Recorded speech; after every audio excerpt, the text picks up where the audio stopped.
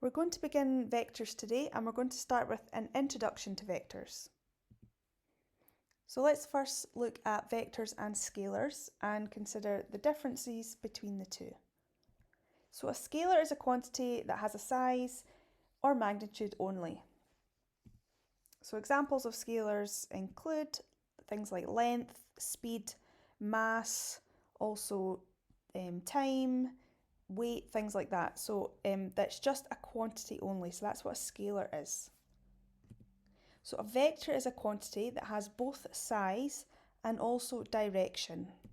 So examples of vector quantities include displacement, velocity, and force. So you will definitely have seen these sort of terms in sciences as well. Throughout this presentation, it is quite a lot of notes to take in, so I definitely recommend pausing throughout to take all these notes down, because the introduction to vectors is just a lot of information to get us started to begin working with vectors. So that's our first little note, the difference between scalars and vectors. So a scalar is a quantity only that has a size, and a vector is a quantity that has both a size and a direction. So how do we represent vectors? So a vector can be represented using what's called a directed line segment, which looks something like this. Okay, so notice this is something that's moving in a certain direction. So we've got a line moving from point A to point B, and it's moving in that direction, and it's also got, so it's got a length, so it's got a size, and it's also got a direction, meaning this is a vector. So this is what we call a directed line segment. And the magnitude of the vector is given by the length of the line. So we'll revisit magnitude later on, but the magnitude means the length of the line. And the direction of the vector is given by the arrow on the line. So that arrow is really, really important when it comes to vectors, because that is what makes it a vector and not just a straight line.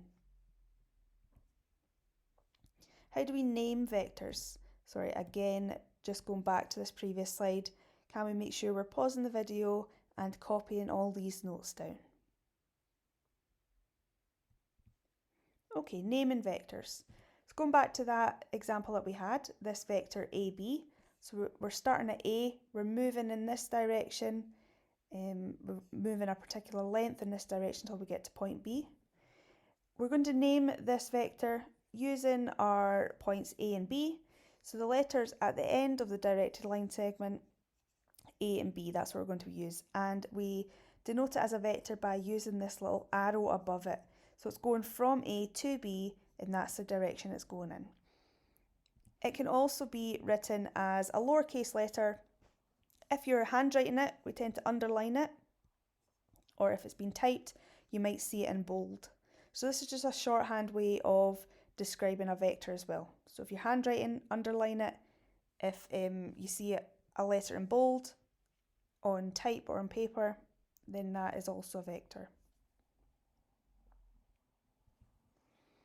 Okay, so components. To go from point A and point B in this example that we were looking at, we move 6 places along and then 3 places up. So that's the movement that's happening. Although we're going straight in this diagonal line here, we are still moving 6 along and 3 up. And these are our components, and we can represent this using a column vector.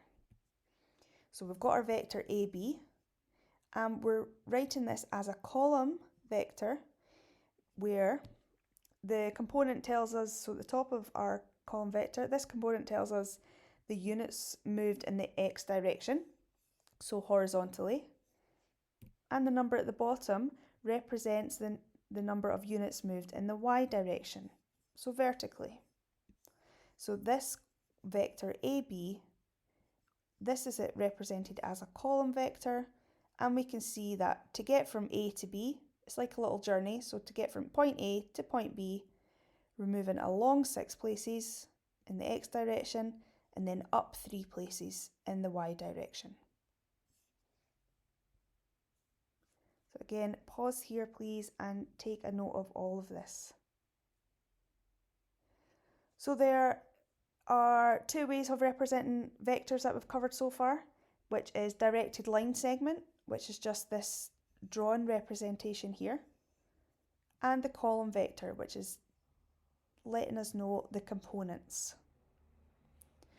When you are asked to name, or if you have been given a directed line segment, so just it drawn, you may be asked to write down the column vector for that.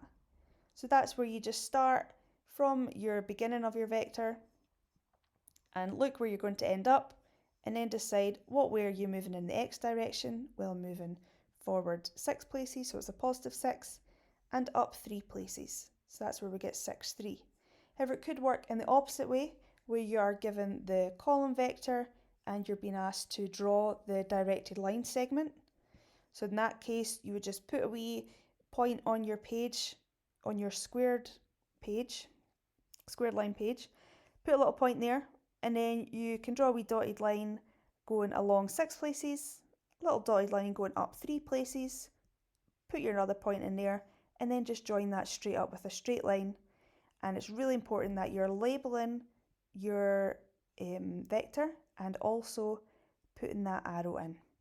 If you are asked to draw vectors in an assessment or an exam and you forget to put that arrow in, you will lose marks. So be really careful that you're remembering that arrow direction. Let's look at some more examples of writing down the components of our directed line segments. So here we have a vector CD written like this. So we're starting from C, we're travelling to D, and we've got our arrow in this direction. We need to find the components of this one. I will say as well, if you are feeling confident and you want to give it a little go, feel free to pause here and write down the components of these 3 vectors. If not, just hold on and we will go through them together.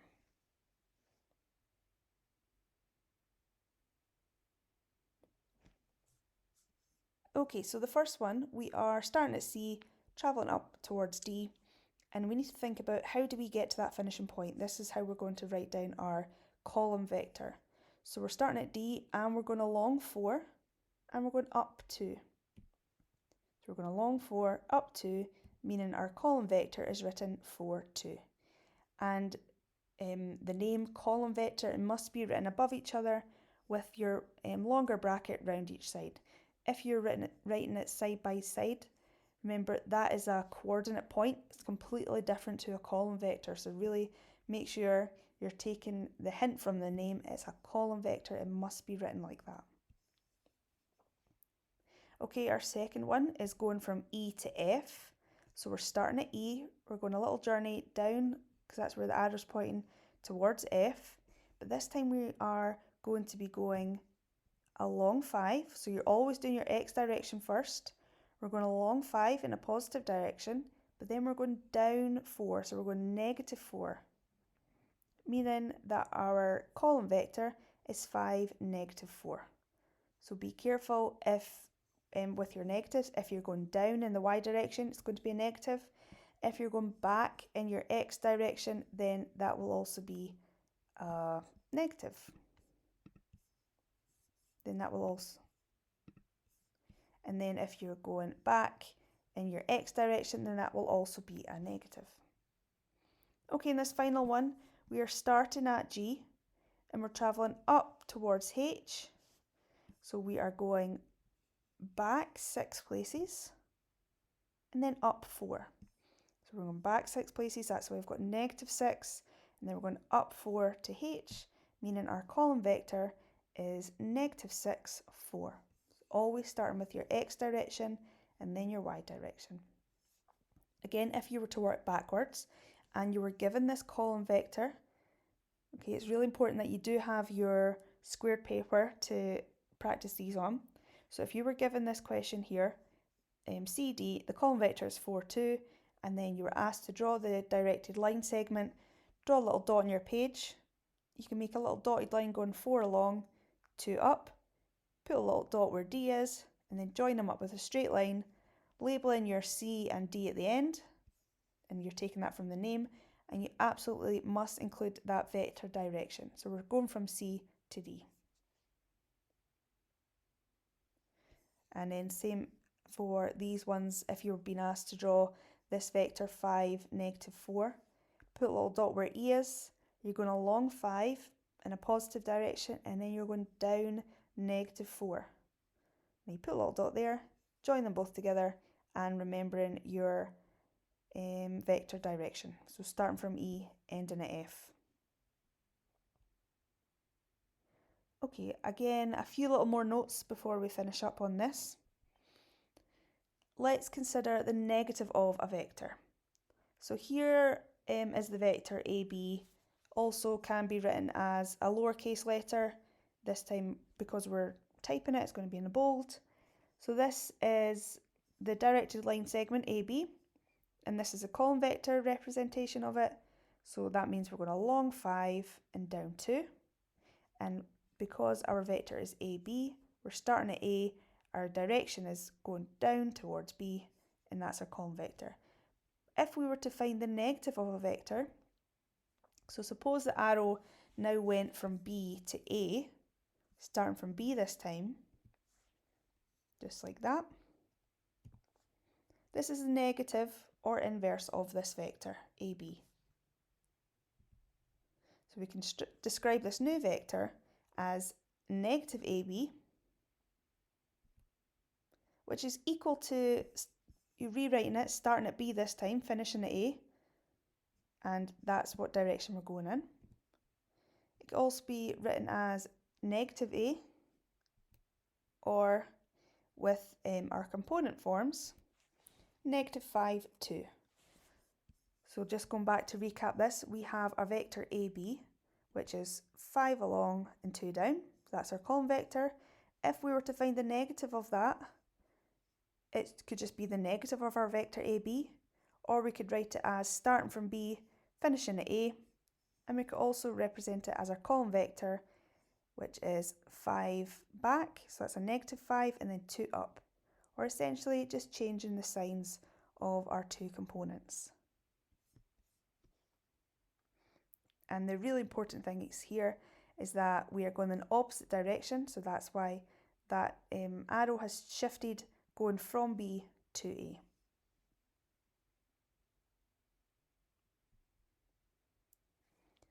Okay, another little note for us is speaking about equal vectors. So two vectors are equal if they have the same magnitude, which means length. So we're going to revisit that. So if it has the same length and direction. So for instance, in this diagram here, we have a vector, and this is the other thing about vectors, it can join together to create a journey. Okay, so if we have a vector A to B, this is equal to, because it's the same length as DC. So we can say that those two vectors are equal. And we can see that they're the same length because we can note down the components. To go from A to B, we're going along 4 and then up 3. And then to go from D to C, we're going along 4 and up 3. So those two vectors are equal. And that's where that component comes from. And also, our vector from B to C is equal to A to D. And our components of this, we are going along 5 and down 1. So it's going to be 5, -1. And we can see that this one's the same, A to D, along 5, down 1.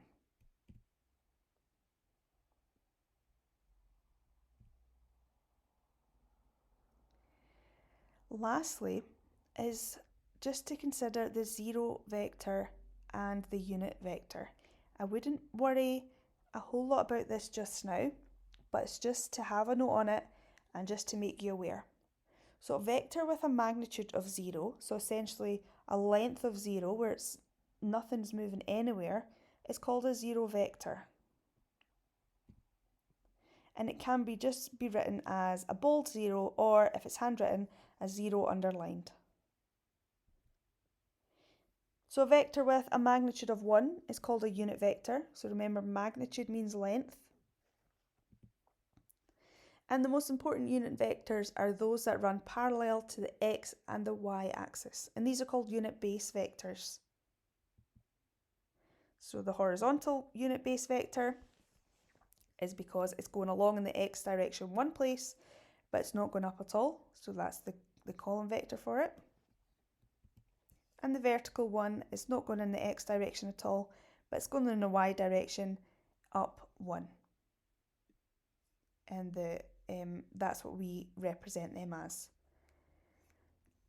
The most important thing I would consider is the note on the zero vector, so make sure you've got that written down. But like I say, I wouldn't worry too much about this, it's just so that you're aware, particularly of the zero vector.